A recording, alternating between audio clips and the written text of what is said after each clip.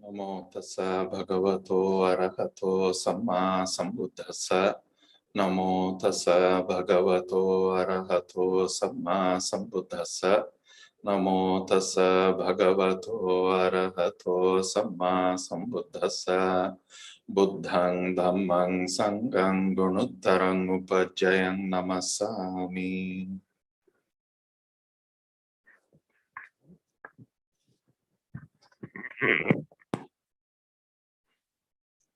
So it's nice to be back again and have another session.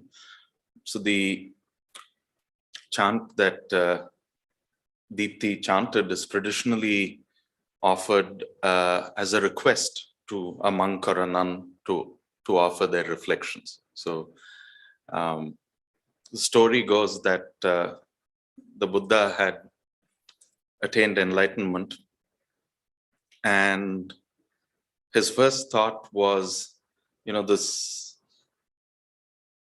this knowledge that had arisen within him was something so subtle. And he was quite concerned as to how he's going to convey this message to people. So his first inclination was to go and lead the life of a recluse. And the Brahma Sahampati, through his powers of intuition, got to know that these were the thoughts of the Buddha, of the fully enlightened one, perfectly enlightened one. So he comes down, realizing the rarity of this occurrence, comes down to him, and with folded arms, he says, there are people who will benefit from your teachings. So please, out of compassion, stay with us and teach us. So it's traditionally used as an invitation for someone to share the Dhamma. And the reason I kind of bring this up is because earlier, few of us were meeting and having tea and discussing the Dhamma. And one of the questions that came up was, with so many spiritual traditions, so many spiritual paths available, what is the specialty of the Buddha Dhamma? What sets the Buddha Dharma apart? Or in other words, why are we all attracted to the Buddha Dharma? Because unlike people born in Thailand or Sri Lanka or Burma, for various reasons, we have not been born into a Buddhist culture. We were all born into different spiritual cultures, and now we've come together because we see a lot of value in the teachings of the Buddha. So I thought it would be nice to explore a few facets about it and share what motivated me to commit to this path of Dhamma Vinaya.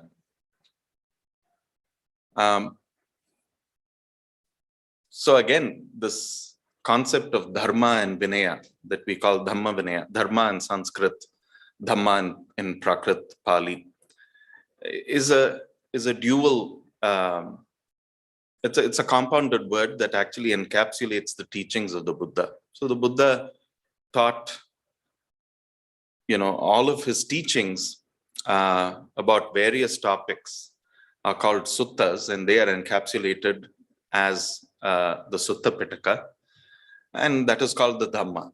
And in general, he laid down guidelines of conduct for the monastic community, which are the monks and the nuns, and that is available in the Vinaya Pitaka, and that is called the Vinaya. So it's usually translated as the teachings and the discipline. The way I look at it is Dharma is the truth and Vinaya is the transformation. So as a monastic, we have certain guidelines and rules by which we live, and this influences how we interact with people, how we are able to move from place to place, how we eat, how we dress, and a whole variety of things that ensures a certain standard of conduct. When the standard of conduct is adhered to, it adds a lot of refinement to the life we live in, the life we live and the way we do things. So we don't interact like lay people do between monastics, or even between monastics and lay people. There are certain etiquettes and courtesies that are followed all the time. So that's why I call it transformation, because it transforms the individual, transforms the way the individual views the world. And the Vinaya becomes the conduct of individuals, then becomes the vehicle through which the Dhamma is realized. So the truth is realized. And this I found extremely fascinating, because the Buddha is at his deathbed. Then Ananda comes to him and says, who is to succeed you? So, you're passing away. Who's to lead the Sangha? And the Buddha says, it's the Dhamma and the Vinaya who will be your teachers. Very much like how, Guru Nanak said that the Guru Granth Sahib would be the Guru for future generations. So it's the idea that it is a set of values and a set of guidelines and a set of teachings that we would have to personalize for ourselves, that we can use for our own internal transformation, which will then be our guides. So it's a huge responsibility, right? So I thought that was something really fascinating and something worth investigating, something worth committing at least part of this lifetime to. So that was a huge motivation. The other thing is, in Buddhism, the Buddha's teachings are always about investigation. Come and find the truth for yourself. So it is not something that he says and something we have to believe in. So the idea of blind faith is not present in Buddhism at all. Wherever there is commitment or faith or belief, it's always accompanied by investigation and by wisdom. So he says how a goldsmith tests the purity of gold. That's how a practitioner should test the validity of the teaching.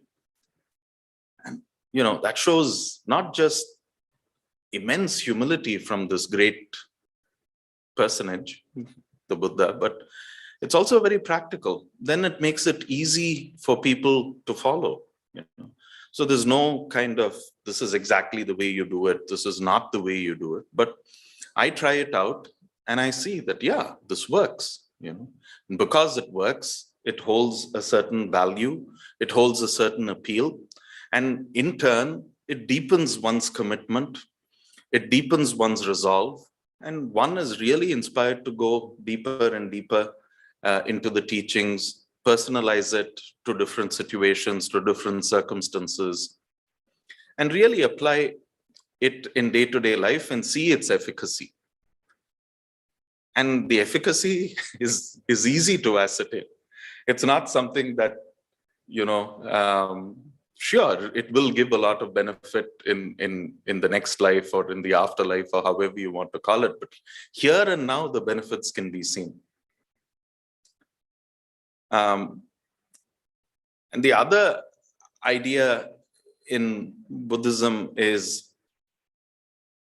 that I found very appealing is that there's no idea of sin.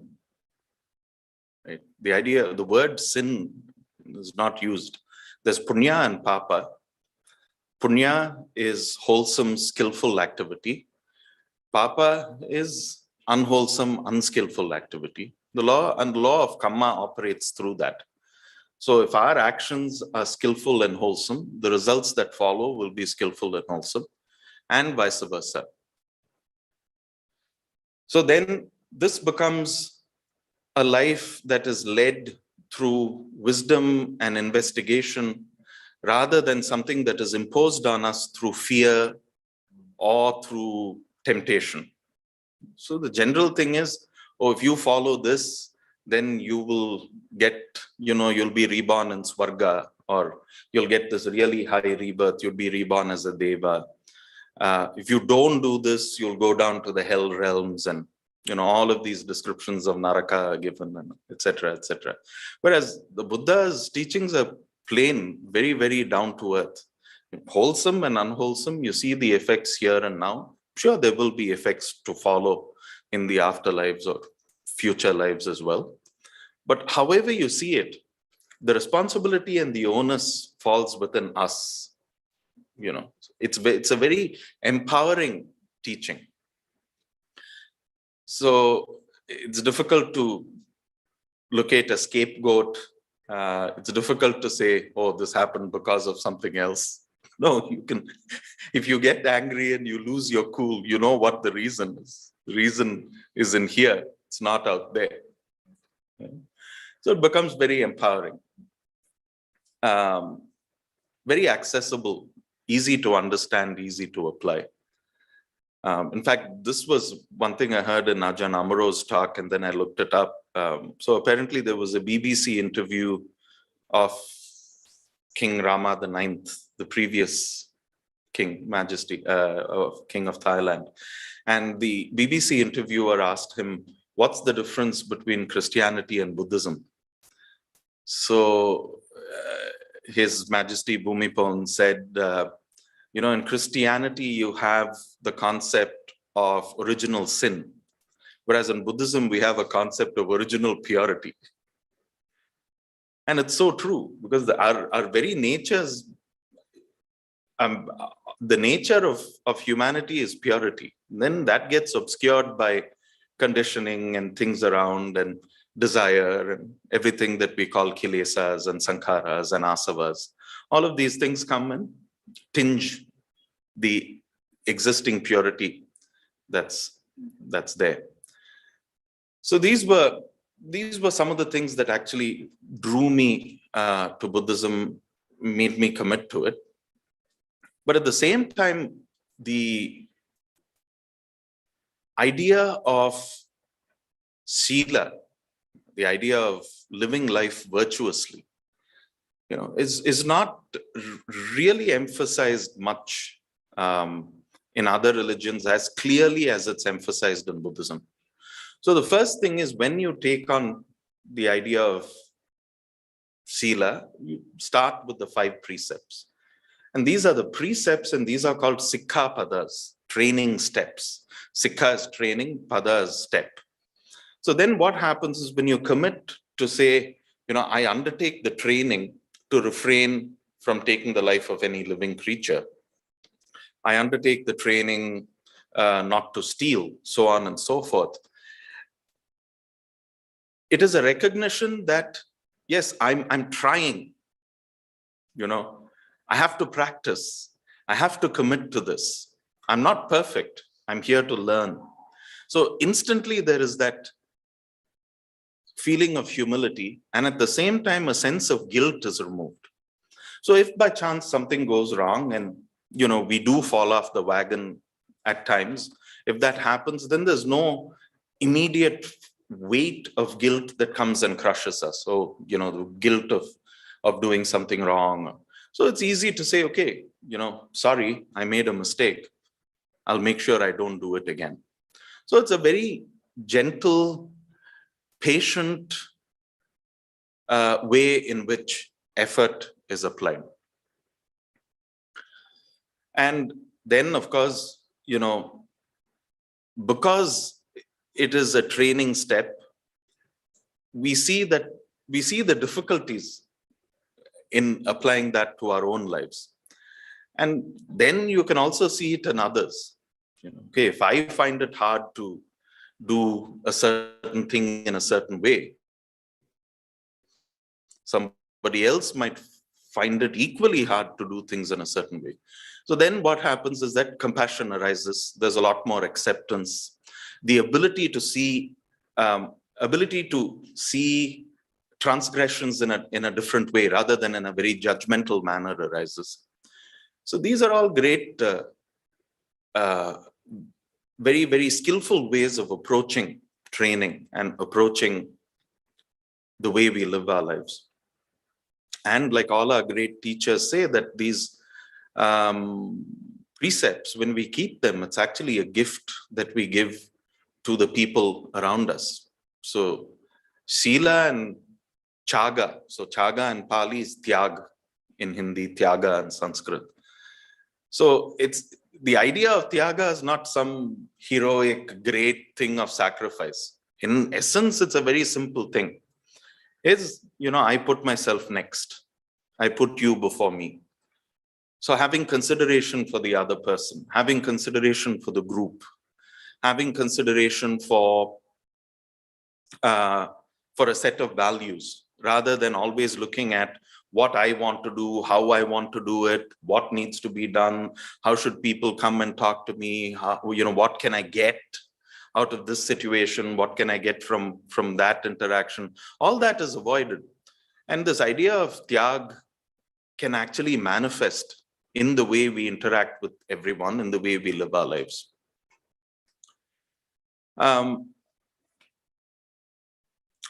hence, this kind of, there's a lot of refinement and beauty that can come into the way we live lives, to the way we interact, the way our whole life can be an offering. So it removes a lot of selfishness, removes a lot of unpleasantness. And so these are, this kind of approach, I didn't find with so much of clarity in some of the other traditions that I encountered. And so these are things that attracted me, and taking it a step further, His Holiness the Dalai Lama would always say, if you follow the teachings of the Buddha, it'll make a Christian a better Christian, a Hindu a better Hindu, a Muslim a better Muslim, right? So the way I look at the Dhamma Vinaya is that it brings in a lot of humaneness, a lot of human values in us. Sure, it's a religion. Sure, there's culture attached to it. Sure, there is a lot of other things that, that every religion has, Buddhism has as well. But in its core, it's this idea of leading a life where there's always something greater and better and bigger in front of you. Right? So that was, of course, the refrain. All of this can again lead to this. Oh, I'm a Buddhist, and that sense of pride can easily arise. And that's something to be very careful about, because in the teachings of the Buddha, he constantly keeps saying that, this set of beliefs, this set of teachings are there for you to make yourself better. Do not denigrate the teachings of others. Do not look down on other traditions. The idea of not holding to fixed views, right? That's another very precious thing that we find very often in Buddhism, because it's when one has a view and that view is fixed, then the immediate what immediately follows is that there is an opposing view, and that opposing view is equally fixed. So then there's conflict, right? And so Lumpucha's teachings of Maine, it's uncertain, is such a deep and precious teaching that's applied by all our great teachers and comes directly from the teachings of the Buddha, that, there's no point in having a fixed view. There must be flexibility. There must be the recognition that things are totally interconnected. One small thing that happens here can affect something else that happens there. And to have the humility to say, yeah, who knows? Just like Darsab was saying this afternoon, Who knows? It may bring about a good result. We don't know for sure. The Buddha himself says that. Right? So it is this kind of recognition that we do live in a world that's fraught. We do live in a world that's uncertain. And within these constraints, we try and do our best. And if it so happens that there might be a slight transgression here or there, then what is important is recognizing it and making sure it doesn't happen again and moving on. So these were, as a result of tea time, I thought just bring this out and recognize that, Aranya Vihar Trust is, there's the Amarama here and Sangarama is going to come in the near future. So in an area where it operates, we were discussing about how Kurukshetra is such a holy place, I mean, of course, it's holy for the Hindus because that's where the Mahabharata battle was fought and the Bhagavad Gita was preached there. But it's a holy site for the Buddhists because the Mahasatipatthana Sutta was preached there. It's a place of pilgrimage for the Jains. So, there's a lot of history and a lot of information behind that, right? And to always be respectful of everything that's around us. So thought I'd just share this with you. And if there's any questions, be glad to answer.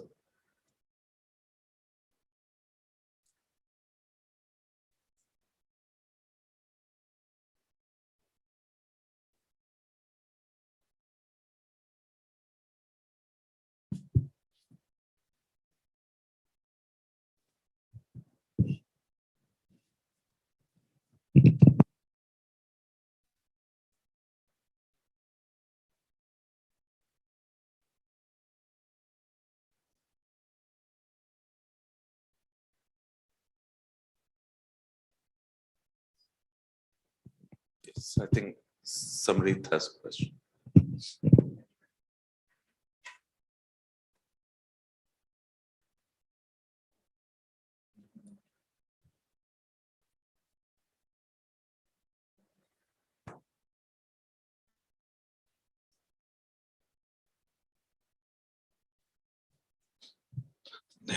Thank you, Bhante. So my question is related to this uncertainty that Ajahn says, like in everything it's like there is uncertainty, but sometimes when mind keeps on ruminating on that and again, for every situation or every decision you're going to make, and there are challenging situations, then this, if you keep on focusing on that, sometimes it brings a lot of worry and anxiety associated with it. So my question is how to reflect on uncertainty, but also dissociate it from the anxiety and the worry that comes along with it. Because for everything we keep on thinking about uncertain, we can always be in a state of fear all the time. Yeah, that's a very good question. So the teaching of that, things are uncertain, mine, is not a teaching that should be applied in relationship to proliferation. It is a mere recognition that things can go either way. So if that leads one to proliferating, to worry, to anxiety, then it actually loses its point. The point is not to not to engage in that proliferation in the first place, but just to recognize that, yes, things are like this now, but it could change at a dime. It could change very quickly, right? So yeah, if that proliferation comes about, then Probably shift your focus or shift your attention to something else. Probably do a little bit of walking or do a little bit of chanting or anything. Like, even if it's not walking meditation, just go out and take a walk. But yeah, the idea of uncertainty is a reality. So it's a recognition of that reality rather than something that should be taking you to proliferation and anxiety and worry.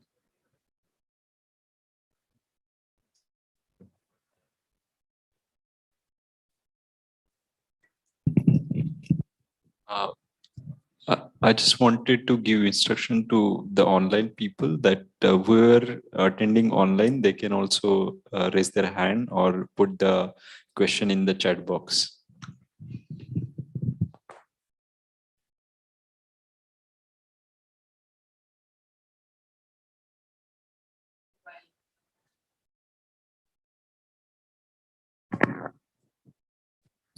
Yeah, so till we get any question online from online friends. So when you said Dhamma Vinaya, I always try and translate it into, let's say, my life or our lives as lay people. So if you could elaborate a little bit on when you say Vinaya as in a bhikkhu life or a monastic life, but how do we translate it for ourselves as lay people? So again, Vinaya is just a certain format by which we lead our lives as bhikkhus. So we have the Patimokkha and we have the rules and we have the Vinaya Pitaka, and that's what informs us about how we live our lives.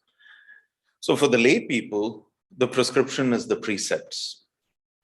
So it is an analysis. First of all, it's an understanding of why the precepts exist. And having understood it, then internalizing it and applying it in day-to-day life would then become the Vinaya of a layperson. There are also many suttas which describe what is wholesome living, what is unwholesome living. The Noble Eightfold Path, where there's Samma Vacha, Samma Kammanta, Samma Ajiva. So all of these are common, right speech, right action, right livelihood.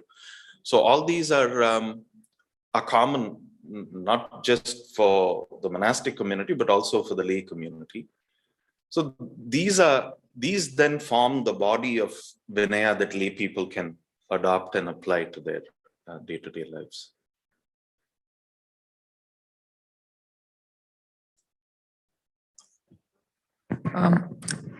Another question that I have is, this is based on a previous talk that you gave this morning that was about awareness, and you were talking about awareness as a container to hold all the sensory experience and objects and so on. So my question is that, in the forest tradition, we hear a lot about reflection and investigation and applying your mind. You've been talking about applying attention, same time also, in some sense, if we have to talk about maybe reflecting and analyzing also to some extent. I know that, we don't want to stick to words, but one of the, there's always that demarcation or a very soft boundary between whether I'm proliferating and analyzing to an extent of proliferation versus really investigating. So my question is one that, maybe I've got two questions. One is that with awareness, where we say, having sati and seeing things as they are, then where is the role for investigation and reflection? And two is that, maybe we want to take one at a time. Okay. I'll come to the second. Sure. So sati is, in a sense, mindfulness, seeing things as it is. But in order to see things as it is and to understand things as they are, it needs a certain reflection. It needs a certain level of understanding. It needs a certain level of comprehension, right? It is only when sati is missing that reflection and comprehension and understanding are missing. It is because we tend to follow our immediate, instant habit patterns, and we use, we react as we've been reacting ever since we've been born and the way we've been conditioned by society. So that's when sati is actually missing. So when sati is missing, there is also a delusion, there's no clarity. But then when there is sati, right, in order to see something as it is, you have to understand it. You have to. So preceding that would definitely be a kind of comprehension, a kind of reflection, even if it's not, even if it's not, what's the word I'm looking for? Even if it's not something that is immediately discernible, it is always part of the process.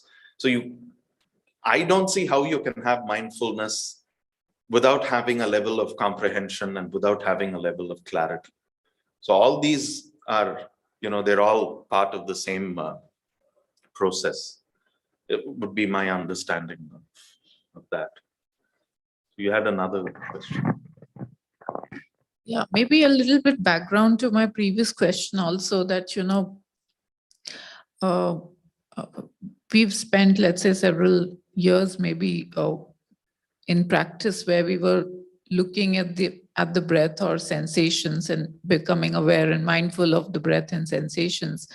And with the understanding that, don't bother too much about what it is, where is it coming from, and so on. So that's kind of gotten instilled in a way that observing is enough and reflecting is a deviation of sorts. So that's a little background to what I was trying to say. Okay, then, yeah, that adds a lot more clarity to the question. I would say, okay, so you observe, and then what? If let's say I'm observing something, it can't just be observation. The observation must lead somewhere. And where it should lead to is an understanding and reflection. And because of that reflection and because of that investigation, the ability to see things as clearly as possible and the ability to see things as they are. If it's just observation alone, then I don't see the point of it. I don't see the value in it. Now, there has to be Dhamma Vichaya, investigating, understanding, that has to be consistent throughout.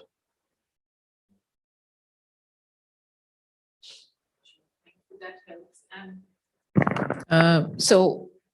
So when one takes to that now, reflecting and understanding, then the question is of extremes now, sometimes Yes. we get into that over analysis and all. Yes. So if you could share some thoughts around that. Yeah, I mean, for me, I have a kind of benchmark that I keep to myself. Like if I'm trying to understand something and I have an intellectual process going on, if it gets too confusing and if I have to go through it 2 times, 3 times, 4 times, and I'm getting further away in my understanding, then I make myself stop, right? And I do something else, probably go to the breath or go to sensations or shift my attention to something else, and then take up the investigation at a later point. Because the moment it gets into proliferation, then, it's a kind of a spiral. You go round and round and round, and it becomes difficult to stop. Just like Sumrit's question about, recognizing that things are uncertain and taking it to the level of proliferation whereby fear arises and anxiety arises. That's exactly what we are trying to stop. So this kind of over-analysis, overthinking leads to more confusion rather than to clarity.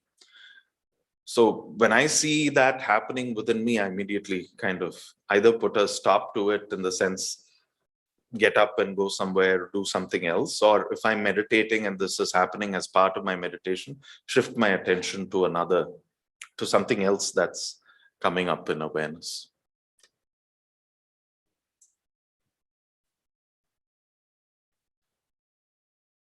Okay, Pandit, there is one online question Okay. by Smita and Sanil.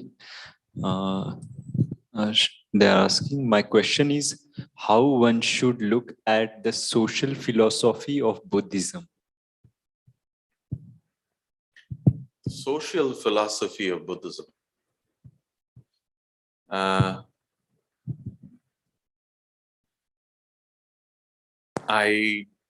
not clear as to what that means. What is meant by social philosophy? If Smita and Sanit is there, you can unmute and you can directly ask, please.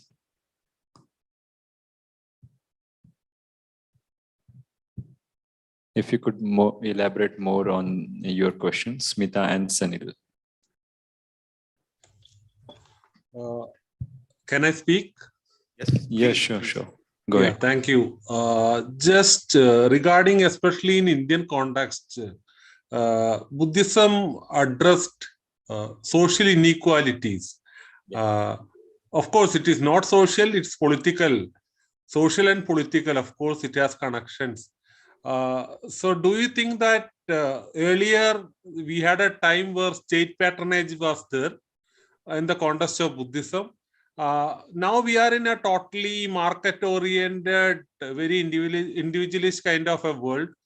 In addition to that, of course, social inequalities also proliferate. So what is the relevance? I'm not sure whether it is making any sense. What is the relevance of Buddhism in such a context? Or whether it has to offer any kind of a social larger vision and so on. So that's my submission. Thank you. Great. That's a very interesting question.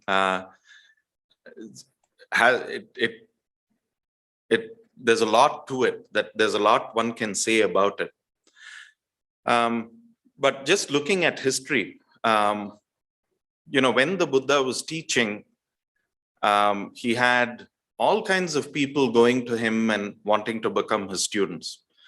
You had Brahmins, you had Kshatriyas, there were many Vaishyas, there were people from the Shudra community and from other communities who wanted to go and learn from him.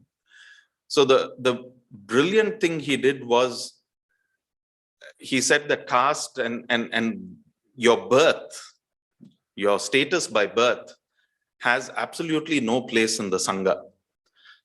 So if there is a person who's ordained before you, right, then that person becomes senior to you. That's it.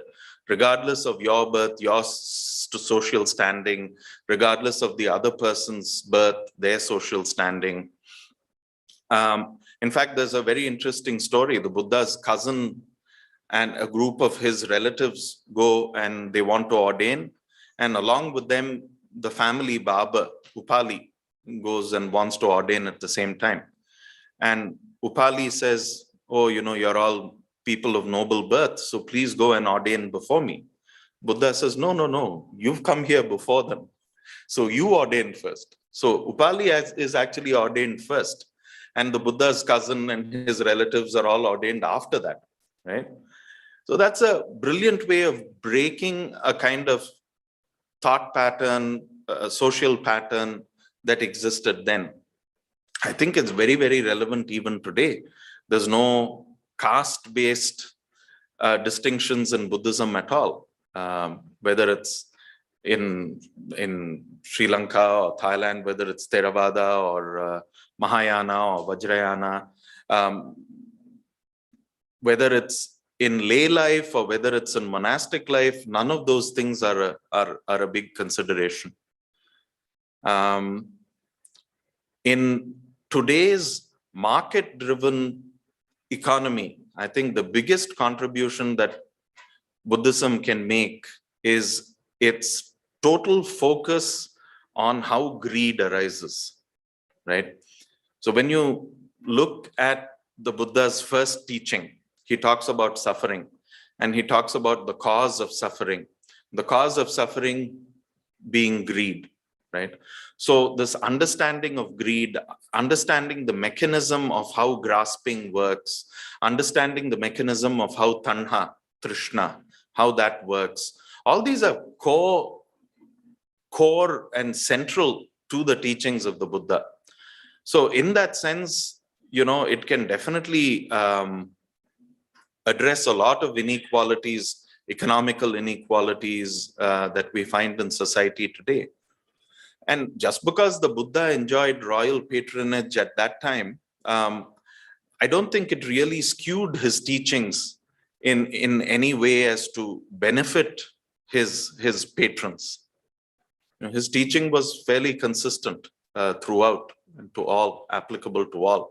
And it is purely because of that universality that his teaching is so relevant today. So does that kind of answer your question? Or? Yeah, thank you. Okay, you're welcome. Thanks for the question. Yes, Samrit.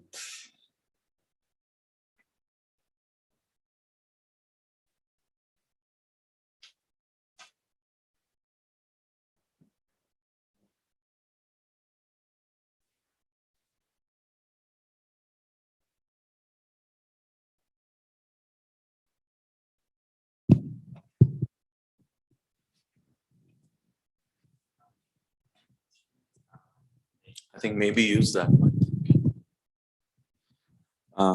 My question is like, when in life you are faced with situations where the things are ambiguous, there's no right or wrong, and you have to take some decision where either it's difficult to outweigh the pros and cons of that decision you make, where things are ambiguous, and your mind is reflecting on, if you do this, then this is the worst come scenario that can happen. So you're trying to prepare, but at the same time, there's some remnant of your mind which doesn't want that worst thing to happen. So in that present moment, you're trying to be prepared for the worst scenario to happen. But when it happens, then I feel like I'm not prepared. I was not prepared enough. So how do you deal with this dilemma? Because in life, there are things when there is no set, like there's no Sheila involved there. You're following the precepts to your best extent, but things are very hazy or ambiguous.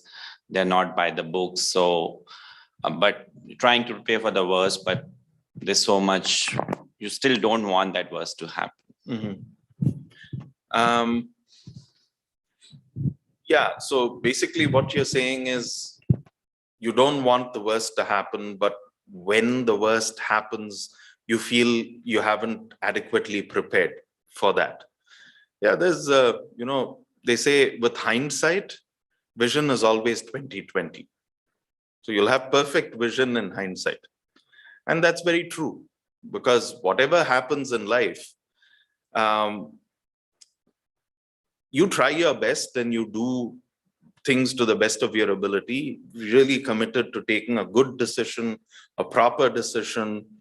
And then if the outcome is still not as good as you hoped it would be, then obviously you recollect and you think, okay, these are the things that I could have done better to avoid this kind of outcome.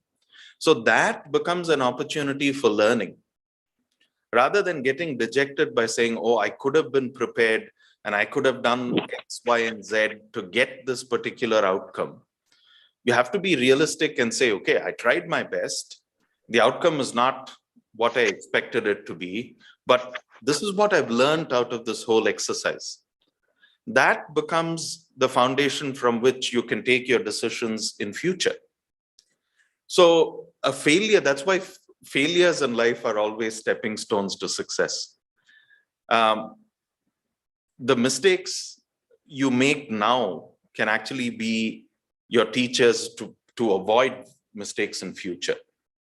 So instead of getting overly critical and beating yourself up by saying, oh, I wasn't prepared. I think it's wiser to say, okay, this is what happened and this is what I can learn from it so that it doesn't happen in future. Yeah. Does that make sense? Yeah, but sometimes these things can have a very big impact. Yeah.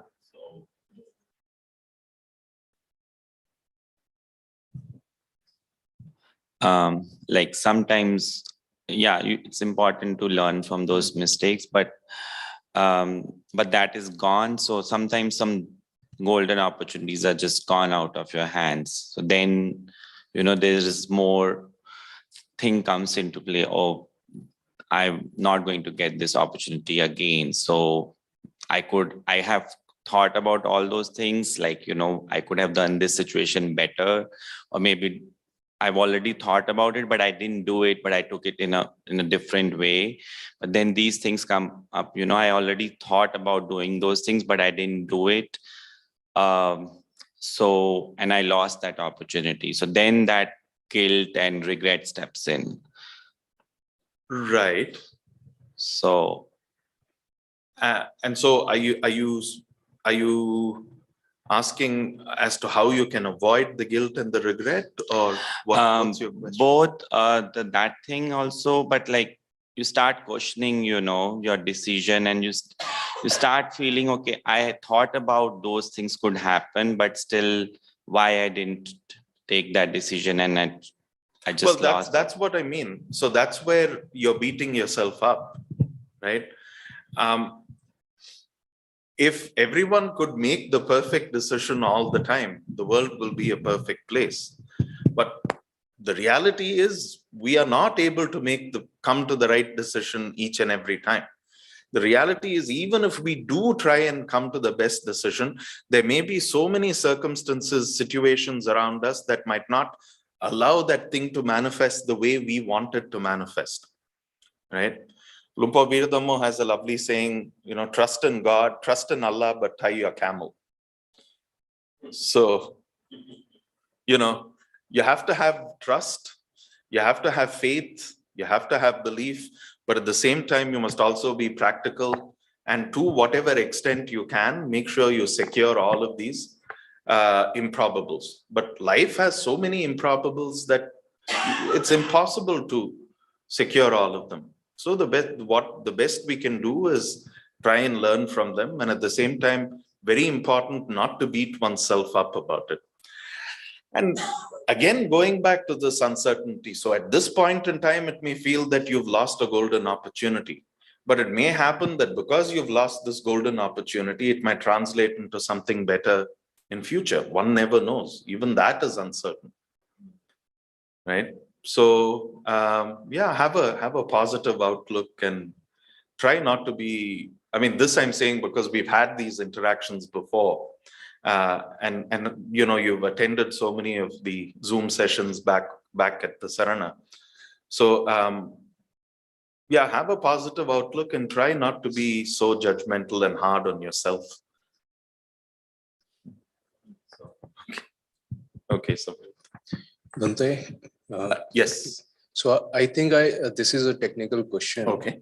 So is there any difference between feeling and sensation? No, it's a fair question. So when people use the word, I think it depends on how people use it as well. So sensation, the way I understand it, is things that we feel in the body. It's a little more physical, it's a little more tangible. The word feeling can be used in an emotional sense as well. So it's not just a prick in my thigh or an itch in my shoulder, but it could be a feeling of sadness, it could be a feeling of grief. So feeling is used in both ways. It could be a physical thing or an emotional thing. Whereas sensation, I think, is, especially in the way it's used in Goenkaji's teachings and in that tradition, it's more a physical thing.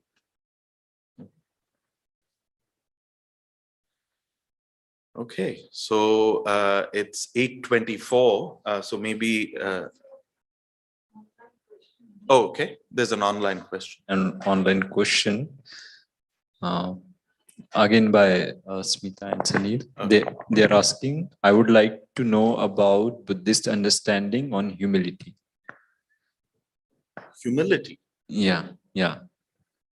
Oh, I think it's a central concept in Buddhism.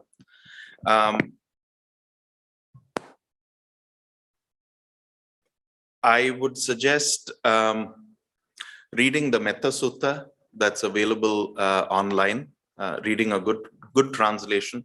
So if they went to Amaravati's monastery and looked up the translation of the Metta Sutta in their chanting book, that's a very nice translation. But yeah, humility is definitely central. As everything that we do, when we bow to the shrine, when we bow to elders, everything that we do instills a sense of humility within us. So without humility as a key factor,